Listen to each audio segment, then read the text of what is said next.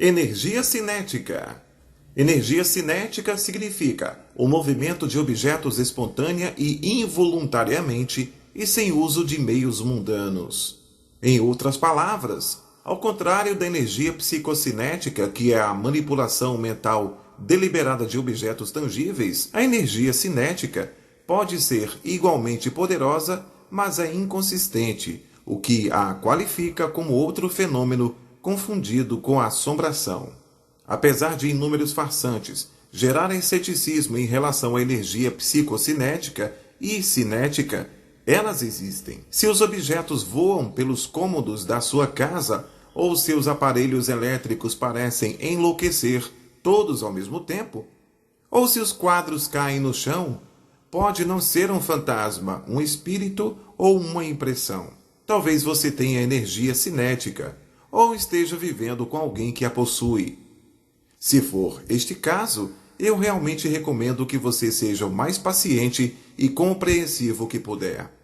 A menos que uma pessoa cineticamente dotada tenha sido diagnosticada e treinada por um parapsicólogo sério, ela não é responsável por causar toda aquela confusão e gerar tanta despesa com consertos. E, a longo prazo, pode correr mais perigo do que você. É comum que pessoas apresentando uma forte energia cinética, mesmo treinadas e controladas, estejam sujeitas a problemas de saúde, particularmente ataques do coração, devido às ondas de força que o corpo atravessa durante um exercício cinético.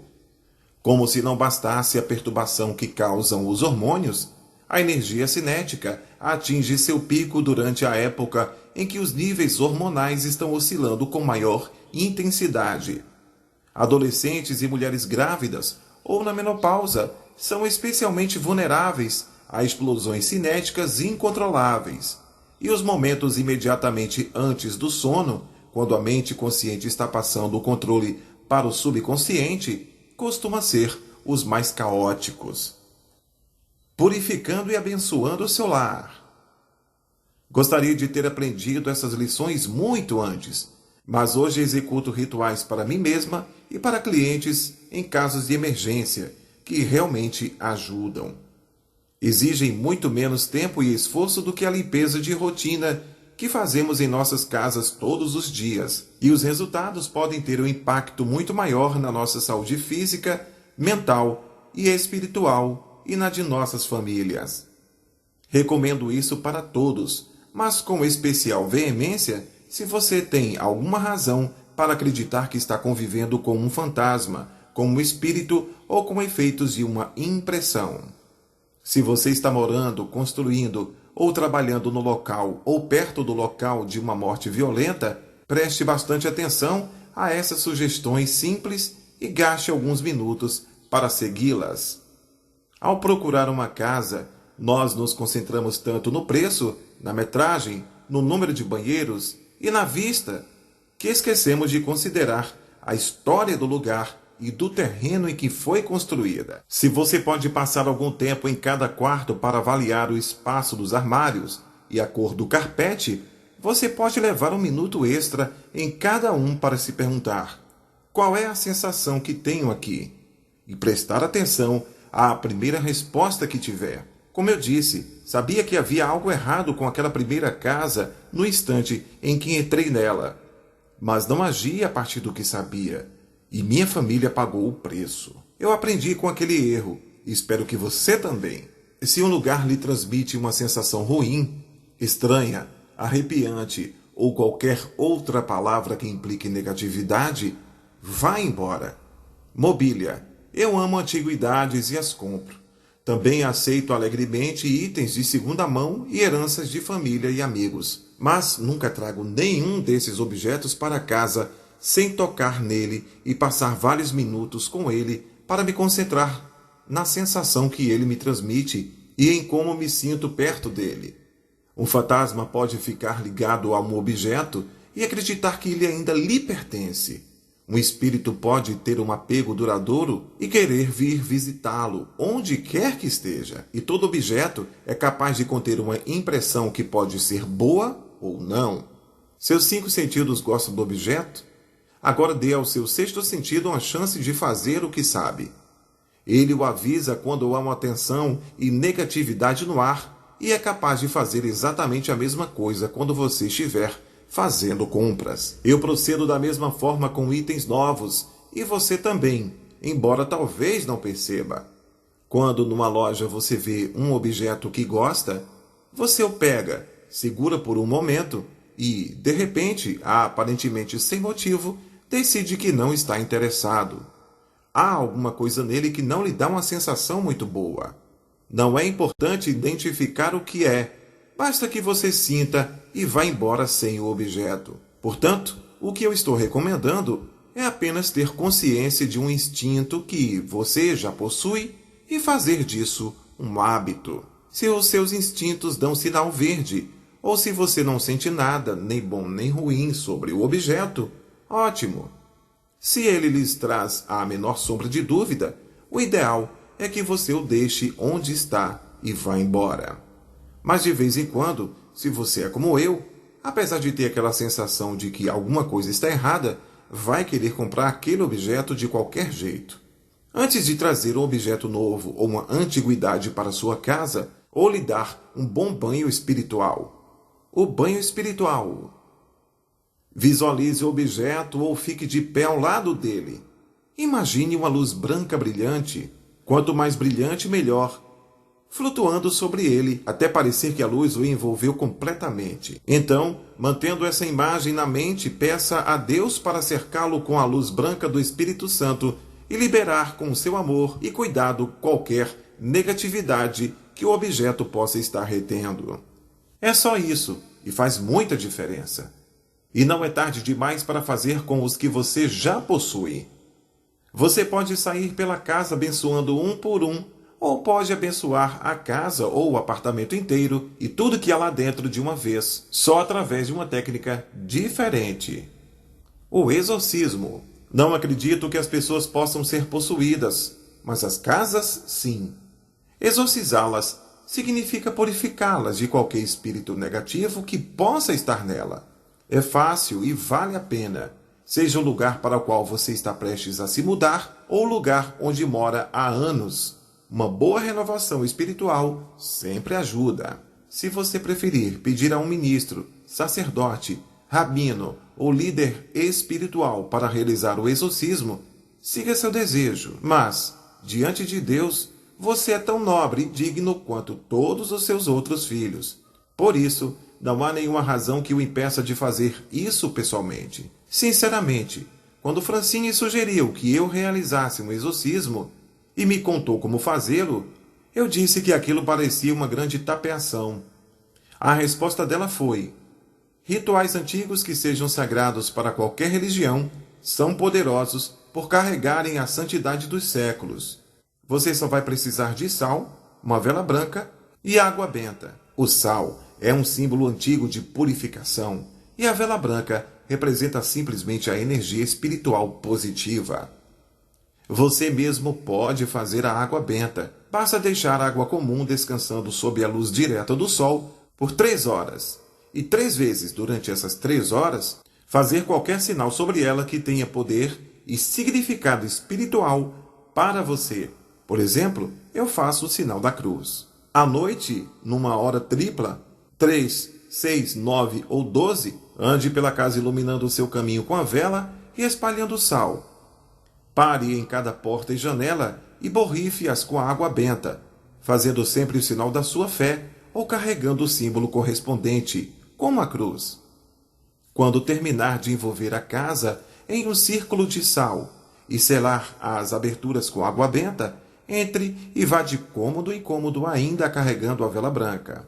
Abençoe cada cômodo com mais água benta e o sinal da sua fé e repita a seguinte oração: Amado Pai, limpe e purifique este cômodo com a luz branca do Espírito Santo. Remova dele toda a negatividade e encha-o com a graça do seu amor.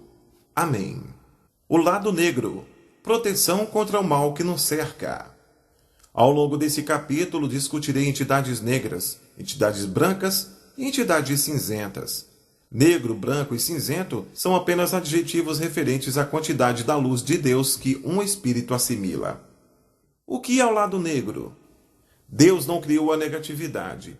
O caos e o mal caracterizam o lado negro.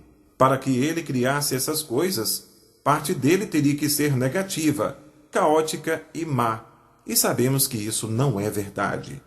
A razão pela qual existe um lado negro é que Deus dotou os espíritos de livre-arbítrio, e alguns deles exercem esse livre-arbítrio para rejeitar a luz e abraçar a escuridão. Deus nunca se afasta de ninguém, mas não impede que alguém se afaste dele. Quando Deus viu que alguns dos seus filhos tinham escolhido o lado negro, ele enviou Lúcifer, um de seus mais belos, mais amados e mais poderosos anjos, para tomar conta deles. Lúcifer não é negro nem caído. Ele não foi rejeitado por Deus, nem banido da luz. Na verdade, o nome Lúcifer significa portador da luz. Foi por não querer que suas criações ficassem abandonadas e sozinhas que Deus as confiou a ele. Eu não aceito a existência dessa coisa chamada demônio. Também não acredito em uma eternidade de fogo chamado inferno, a qual algum Deus mesquinho supostamente condena todos que o irritam. Mais importante ainda, o Deus que nos criou não julga, não pune e certamente não condena. Todos somos seus filhos. Seu amor por nós é incondicional e eterno. Sim, há consequências para quem o rejeita e há o seu amor. Mas ele não condena aqueles que se recusam a retribuir esse amor e preferem viver na escuridão. Eles condenam a si mesmos. O lado negro existe tanto na forma humana quanto na espiritual, assim como as entidades brancas existem na forma humana e espiritual. Na forma humana, podem ser parentes, vizinhos, amantes, alguém com quem você trabalha, um suposto amigo. Quando humanos negros morrem e os espíritos deixam seus corpos, a energia negativa deles pode nos afetar profundamente, sem que percebamos o que está acontecendo. Mas, seja na forma humana ou espiritual, todas as entidades do lado negro compartilham as mesmas características básicas. Em primeiro lugar, elas não têm consciência, nenhum senso de responsabilidade por suas ações e nenhum remorso. Assumem todo o crédito e nenhuma culpa de tudo o que acontece ao seu redor. Na opinião delas, se magoam você, a culpa ou responsabilidade deve ser sua. Se elas o apunhalam, foi você que se atirou contra a lâmina. Qualquer relacionamento com uma entidade negra é humilhante e inaceitável. Em termos psiquiátricos, as entidades negras humanas são verdadeiros sociopatas. Podem limitar emoções com perfeição sem nunca chegarem a senti-las. Conseguem parecer charmosas, tudo para seduzir você. Mostram-se sensíveis, cheias de compaixão e amor. Aparentam estar sentidas depois de terem ferido você para confundi-lo e deixá-lo inseguro. Podem fingir interesse por tudo que lhe interessa, incluindo Deus e a espiritualidade, para criar a ilusão de que tem alguma coisa em comum com você. É tudo uma encenação que elas abandonam quando se convencem de que já o controlaram. Infelizmente, nós, entidades brancas que temos emoções e fé genuínas, passamos maus pedaços até absorver a ideia de que é tudo fingimento. Por isso, em vez de nos afastarmos da entidade negra assim que ela remove a máscara, continuamos com ela, tentando resgatar a pessoa maravilhosa que temos certeza que existe. É quase impossível imaginar que aquela pessoa nunca existiu de fato. Mas no caso de uma entidade negra legítima, essa é verdade nua e crua. Em segundo lugar, as entidades negras não chegam a conhecer aqueles com quem convivem. Elas só se importam com o reflexo de si mesmas nas pessoas ao redor. As entidades brancas são espelhos em que elas se miram. Enquanto esse reflexo através dos nossos olhos for lisonjeiro, temos valor para elas. No minuto em que percebemos que estamos olhando para um completo disfarce, elas reagem de duas formas: ou se distanciam ou tentam nos reconquistar. Em terceiro, as entidades negras vivem de acordo com suas próprias regras arbitrárias e egoístas, que podem mudar a qualquer instante. Elas consideram seu comportamento sempre aceitável, mas ficam ultrajadas ou magoadas se alguém agir da mesma maneira com relação a elas. As entidades brancas sempre tentam compreender isso e se ajustar. O resultado é que a entidade branca fica insegura e confusa, o que dá à entidade negra mais controle e poder. O objetivo de uma entidade do lado negro não é tornar negra uma parte branca. Isso é impossível. Seu objetivo é destruir a entidade branca. Não precisa ser fisicamente, mas certamente no nível emocional. A única maneira de a escuridão sobreviver é extinguindo a luz. A entidade negra investe para criar o máximo possível de turbulência emocional, insegurança, culpa e depressão no maior número possível de entidades brancas. Ela insulta, humilha, ameaça terminar um relacionamento, levando tudo o que é importante se a entidade branca não tomar jeito. O problema é que as entidades brancas possuem consciência. Somos sensíveis, sentimos compaixão e levamos nossas responsabilidades morais a sério. Temos uma tendência natural a acreditar no melhor acerca das pessoas de quem gostamos. São essas qualidades que nos atraem às entidades negras. Se você estiver tentando ajudar uma entidade negra com seu amor e ou amizade, por favor, faça esta pergunta simples a si mesmo. Na relação com essa pessoa, qual é a reação mais frequente aos seus esforços? Apreciação ou punição? Virar as costas a outro filho de Deus provavelmente contraria seus instintos humanitários, mas eu juro que você tem maneiras muito mais valiosas de depender o seu tempo e sua energia do que tentando ajudar ou salvar uma entidade negra, mesmo que você tenha certeza de que ela poderia ser uma pessoa maravilhosa se conseguisse mudar e aceitar a luz que você tem a oferecer. Uma entidade negra não pode ser transformada em branca, como uma branca não pode se tornar negra. Você não pode apelar para uma consciência que não existe. E não se engane, as entidades negras não têm consciência e nunca assumem qualquer responsabilidade pelo mal que causam. Se houver uma entidade negra na sua vida, um amigo, um amante, um cônjuge ou um parente, siga os conselhos de Cristo, sacuda o pó dos pés e parta. Afirmo isso tanto como um médium espiritual, quanto como alguém que aprendeu da maneira mais difícil. Minha mãe era uma entidade negra, física e emocionalmente violenta.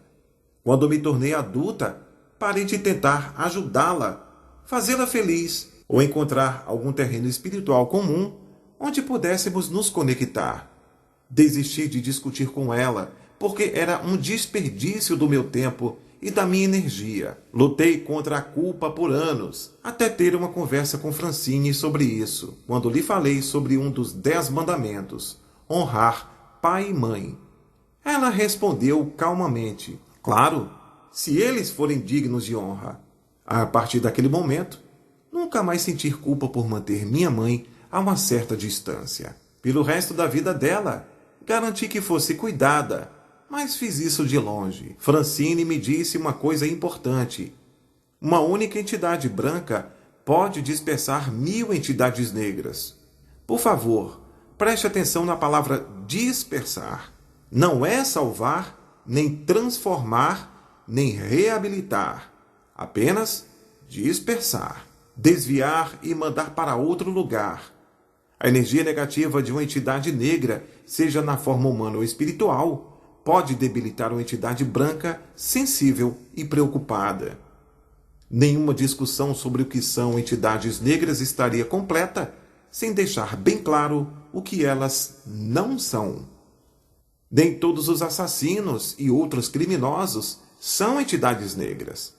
Nem todo mundo que já abandonou você ou rompeu com você é uma entidade negra. Categorizar as pessoas como entidades negras, sem pensar no assunto, é simplificar uma distinção que merece ser levada a sério. Fazer essa distinção é mais complicado do que parece. Por exemplo, Judas traiu Jesus por 30 moedas de prata. Uma entidade não pode ser mais negra do que isso, certo? Mesmo assim, aquela traição foi essencial para o nascimento do cristianismo. Jesus até previu durante a última ceia. alguém que tinha que cumprir aquele destino. Assim que Jesus foi preso, Judas ficou tão horrorizado com o que tinha feito que se enforcou. Isso não chega nem perto do comportamento de uma entidade negra, que teria se afastado sem nenhuma sombra de culpa, em busca de outra entidade branca para destruir. Quero insistir que meu propósito ao explicar e expor o lado negro não é gerar um patrulhamento leviano e injusto.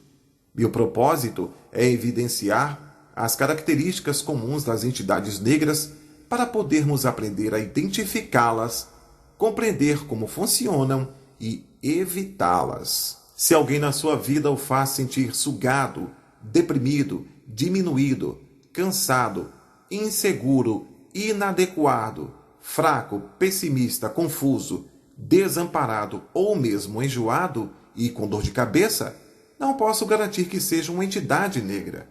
Mas você deveria se afastar dessa pessoa por precaução. As entidades negras florescem na depressão, no medo, na perturbação e no caos emocional. Esses são sintomas que uma entidade branca desprotegida experimenta se passa muito tempo com uma entidade negra. Quanto mais fraca for a sua resistência emocional, mais fácil será para uma entidade negra manipular você.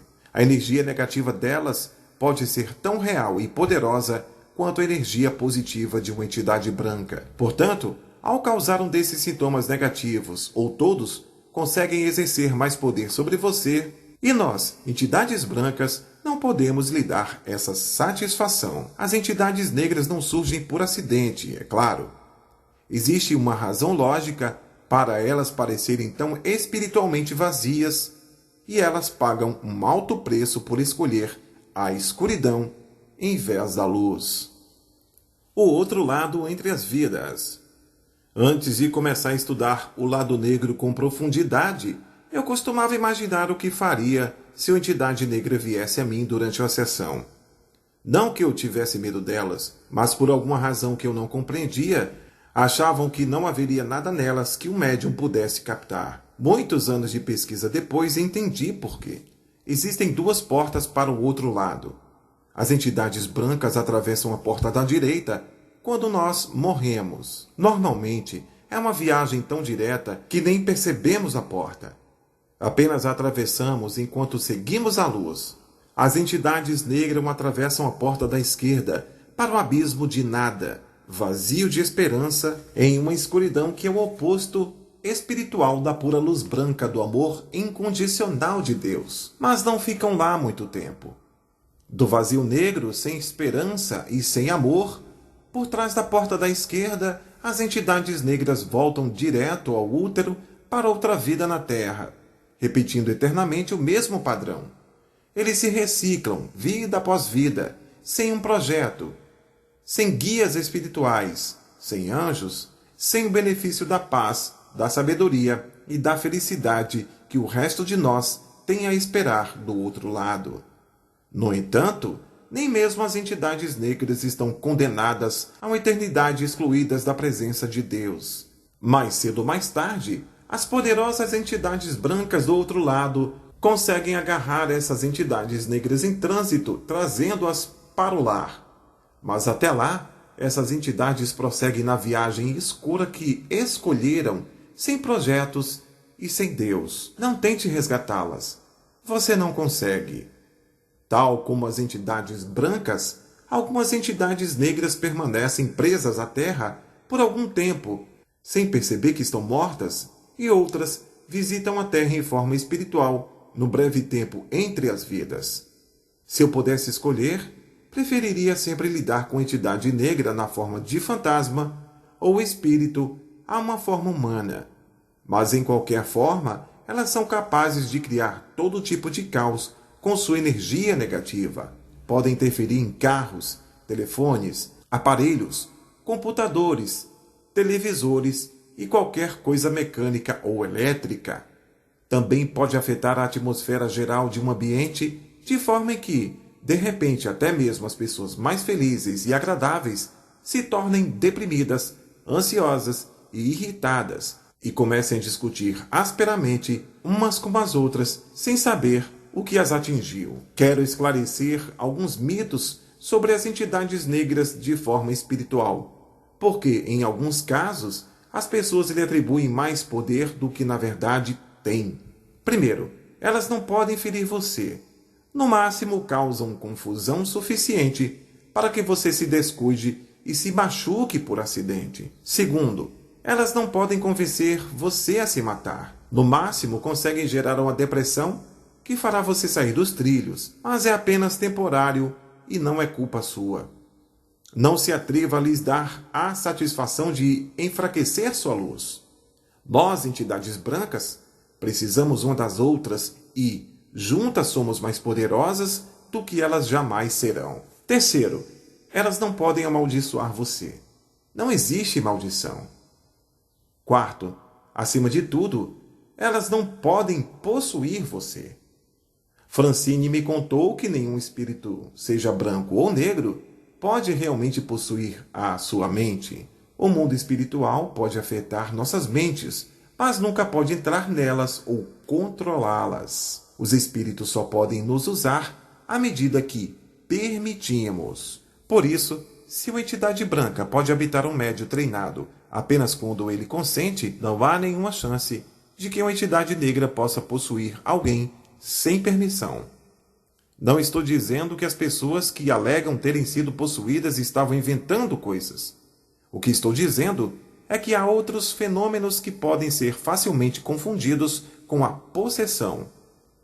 Algumas pessoas são tão sensíveis à energia negativa que se tornam dominadas por ela, ao ponto de sentirem que perdeu sua própria identidade. Isso não é possessão. Todos nos sentimos perdidos e fora de nós, às vezes, e quanto mais sensíveis somos, maior a frequência que isso pode acontecer. A energia cinética também pode causar o espantoso caos físico, que nos faz pensar em possessão. Lembre-se de que a energia cinética atua quando a mente manipula objetos tangíveis, espontânea e não deliberadamente. Épocas de extremo tumulto emocional ou espiritual podem acionar espasmos de energia cinética, flutuações de energia elétrica, objetos voando pelo quarto, aparelhos enlouquecendo, canos estourando e etc. Como o tumulto que libera energia cinética é com frequência o mesmo tumulto que associamos à possessão, não admire que as duas coisas sejam confundidas. Mas existe uma diferença importante. A energia cinética existe, a possessão não. Entidades cinzentas e umbral. Em qualquer mundo onde existe o branco e o negro, devem haver tons de cinza. E isso é verdadeiro tanto para o mundo espiritual quanto para a Terra. As entidades cinzentas estão como as que em cima do muro, entre nós. Podem ser influenciadas tanto pelas entidades brancas como pelas negras. Por isso não têm certeza do lugar a que pertencem. Não é que elas sejam fracas, estão apenas confusas e tentando encontrar um lugar onde possam se encaixar. Entidades cinzentas estão bem no meio, em busca do seu próprio estilo. Podem ser transformadas em brancas ou negras, por isso sentem como se estivessem sendo puxadas em ambas as direções. Elas são os criminosos que, ao contrário das entidades negras, podem ser reabilitados. São crianças perdidas, ainda procurando uma identidade que vá lhes trazer mais atenção e aprovação. Os alvos preferidos do lado negro. Podem ter esbarrado nas entidades brancas erradas e começado a se perguntar se há alguma sinceridade, integridade, compaixão ou esperança na brancura, ou ter experimentado vidas boas e decentes até que o azar ou tragédias em doses excessivas as fizeram questionar o sentido de tudo. Abuso de drogas, desequilíbrios químicos, doenças mentais, inúmeras forças podem empurrar um espírito inocente para um deserto cinzento. Há algumas coisas que nós, entidades brancas aqui na Terra, podemos fazer para ajudar a afastar as entidades cinzentas do lado negro. Uma é evitar um comportamento eventual das entidades brancas de ser só papo e nenhuma ação. Todos já vimos isso. E vamos admitir que todos já caímos nessa. Vamos à igreja e, quando voltamos, somos tão agressivos, rudes, desonestos e julgadores quanto aqueles que denunciamos. Como atrair uma entidade cinzenta se não vivemos de acordo com o que pregamos? Além de falar da alegria e da esperança que vem de seguir a Deus, precisamos demonstrá-lo com os atos, para que as entidades cinzentas vejam verdade em nosso discurso. E sem dúvida podemos rezar por elas. A importância disso me foi revelada numa experiência que tive quando escrevi este livro. Não sou adepta da projeção astral. Certa noite, através da projeção astral, cheguei ao que minha guia espiritual me explicou mais tarde ser o umbral. Eu estava cercada por pessoas que tinham morrido. Elas não disseram uma palavra, mas eu podia perceber seu profundo desespero. Além da área em que nos encontrávamos, vi uma enorme escuridão que me aterrorizou, fazendo com que eu quisesse me afastar dela. Foi aí que percebi que tinha entrado pela porta da esquerda do outro lado e que aquela escuridão estava cheia de entidades negras prestes a retornar para a terra no útero. Também percebi que as pessoas com quem eu estava ainda tinham livre-arbítrio para escolher. Elas podiam seguir para a escuridão ou passar pela porta da direita. Não estavam presas naquele umbral, estavam esperando até fazer a escolha. Elas não tinham perdido a fé, mas se sentiam confusas e desamparadas. Por instinto, comecei a me aproximar de uma por uma implorando: por favor, diga que ama a Deus, diga que tem esperança, acredite em Deus e você poderá sair daqui. Elas continuaram silenciosas, sem mesmo erguer os olhos, tristes para mim. Fui ficando cada vez mais fraca, até finalmente sair de lá. Depois, Francine me contou que eu tinha conseguido tocar 2 espíritos entre os milhares que se encontravam ali. 2 deles tinham deixado o umbral e atravessado a porta da direita. Suicídio. Mesmo que nenhum daqueles espíritos tivesse falado comigo, eu sabia porque alguns deles estavam no umbral. A Francine confirmou a razão.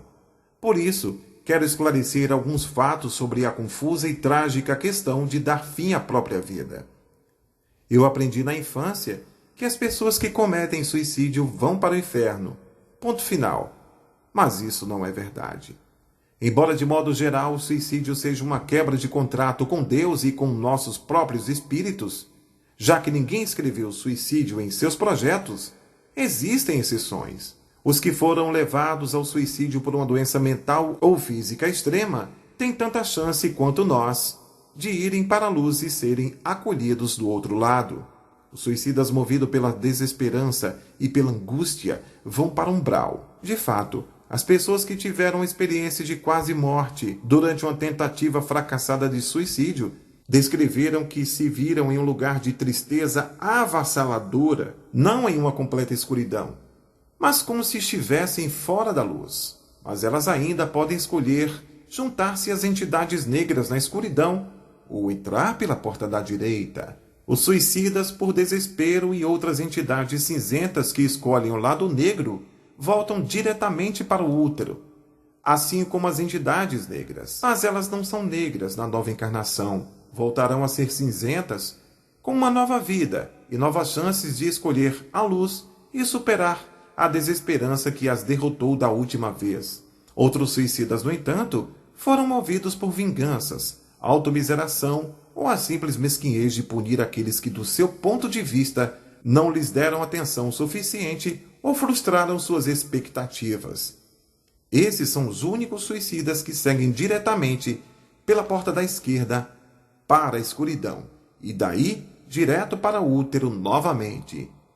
Eles não serão necessariamente entidades negras na próxima encarnação, mas como não terão um projeto, nem um guia espiritual e nem toda a ajuda fornecida pelo outro lado, a próxima encarnação fará com que esse suicídio não tenha valido a pena.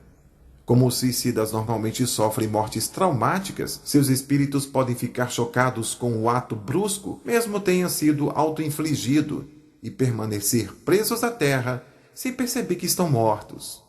Diga a eles sem cessar que estão mortos e insista com eles para seguirem em direção à luz. Acima de tudo, reze por eles.